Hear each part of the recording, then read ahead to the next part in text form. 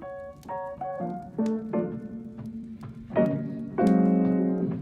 everyone, it's Nico from Documenting Simple Living. Today I am going to be making sourdough discard apple cake. I was recently at our local zero waste shop, and the shop has this basket where they put food that is about to go out of date at a discounted price. And in the basket when I was there, they had about 24 apples. And so I grabbed most of them and brought them home and have been trying to figure out how to use all these apples relatively quickly before they go completely out of date. I decided to make a sourdough discard apple cake because I have all these apples and I also have been rebuilding up my sourdough starter and don't want to just be throwing away all the discard. So I wanted to show you how to make this cake today. The first thing I did was peel and slice 4 apples.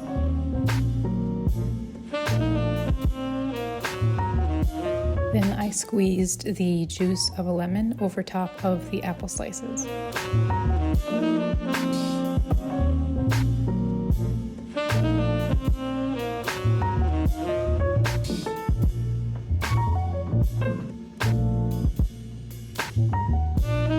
I added the apple slices to one of my cast iron pans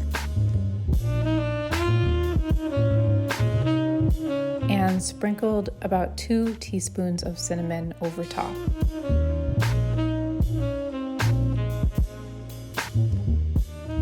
And then I added about a tablespoon of honey on top of the cinnamon, apples, and lemon. I heated the apples and cinnamon mixture on a very low heat until the apples were soft. While the apples were heating on the stovetop, I began making the cake batter. For the batter, I used 2 cups of all-purpose white flour, 2 teaspoons of baking powder,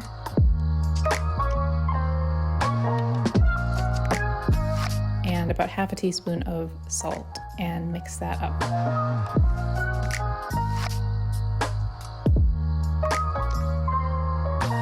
Then I used my grater to zest 1 lemon, and then using my fingers I just pinched the lemon zest into the flour.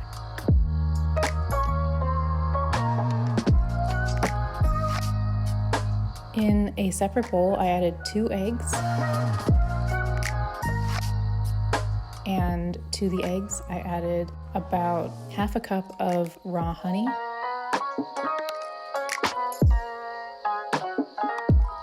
and used a spatula to combine those 2 together.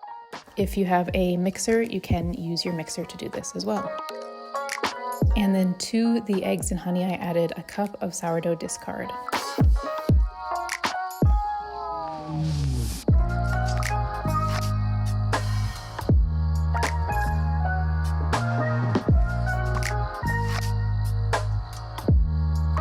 Once the sourdough discard was combined with the eggs and honey, I added a half cup of coconut oil and mixed that all together.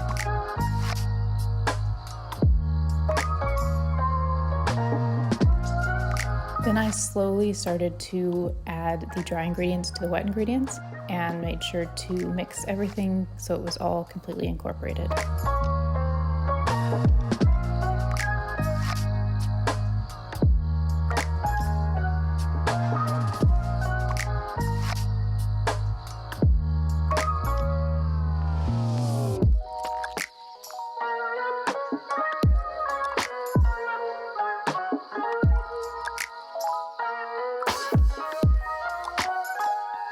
Then I used my fingers to grease a cast iron skillet. You can see that this one needed to be greased, and so I added a hefty dose of butter to make sure that nothing would stick to this skillet.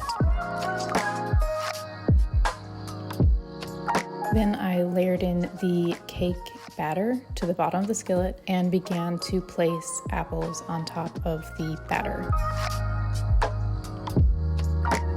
Now, if I were to do this again, I would do it a bit differently. I would put half of the batter on the bottom. I would do a layer of apples on top of that, and then I would put another layer of batter and then another layer of apples. This recipe has really limited sugar, and you're really only adding apples and honey for any sweetness to this recipe. And so I think that by layering 2 layers of apples in the cake would help it overall be a bit sweeter. Now, I personally don't mind that. I don't like overly sweet things, but for most people, I think if you add 2 layers of apples, you'll be satisfied with the level of sweetness. I actually spent a bit of time nicely arranging the apples on this cake, and normally I wouldn't spend time doing that. I would just sort of dump the apples onto the cake, smear it out with a spatula, and put it into the oven. But I had a bit of time this morning when I was making this, and I thought, why not spend a few more minutes to arrange the apples in a way that look really beautiful? It's something that I'm trying to do more of, which is to be more present in the present moment.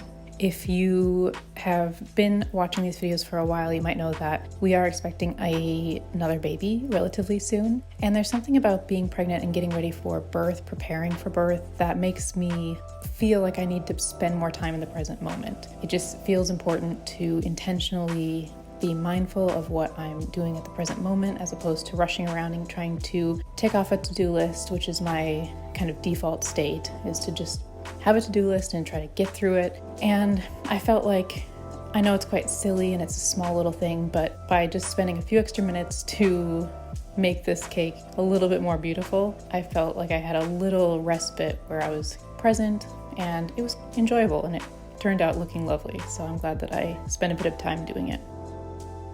I then put the cake into the oven, which I had preheated to 350 Fahrenheit or 180 Celsius, and baked it for about 40 minutes. When it was finished baking, I pulled it out and added a bit of butter and sugar to the top of the cake, and then put it back in the oven for about 7 minutes to kind of crisp up that sugary topping. The cake has a nice, subtle lemony taste from the zest and the lemon juice that went into the apples and to the flour, and it is a perfect afternoon treat to enjoy with coffee or tea. Not very high in sugar, and it's a great way to not waste the flour and water that goes into building up a sourdough starter.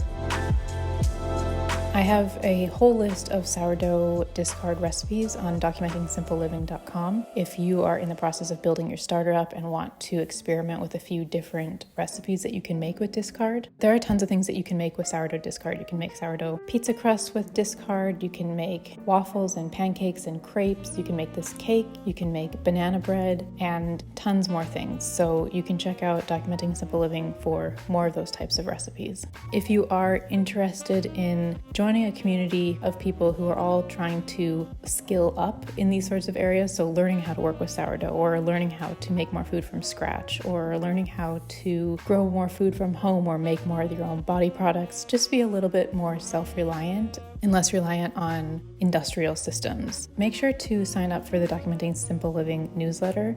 If you're interested in signing up, the link is in the description below. Thank you for stopping by today, and I'll speak to you in the next Documenting Simple Living video.